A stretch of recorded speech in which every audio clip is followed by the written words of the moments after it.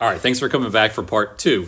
There's so much to unpack in today's gospel, but what if your job isn't actually to go and save anyone, but to actually just go first, ahead of Jesus?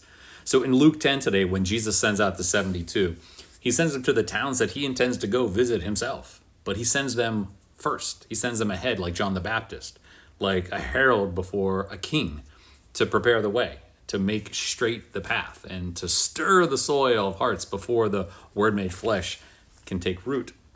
So let me ask you, in your life, when have you stood before a heart that felt way too hard, like too angry, too closed off, just too far gone for the gospel? I know I have recently in my life, because that might be the very heart that he's sending you to soften.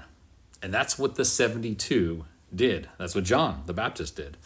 They weren't there for the main event, right? They weren't the main event. They were the warm-up act for the one who does the saving. And you're not the answer. I'm not the answer. We are the invitation. We go first so Jesus can come after. So go love the unloved. Forgive the unforgiven. Man, that is hard to do. But we need to speak peace where bitterness has taken root. And it doesn't always sink in. It's not always received, but Jesus is coming regardless. And someone has to open the gate. Someone has to show up early before the sermon, before the miracle, before the healing, just to say, hey, he sees you. He's on his way and he's coming for you. And that's why you're here. That's why I'm here.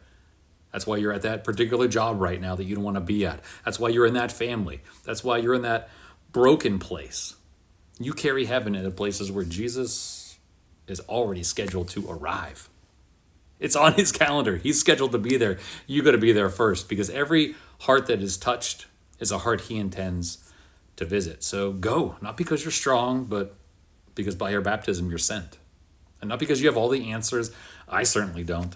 But because you know the one who does have those answers. So go to the places that others avoid. Speak hope where no one else will.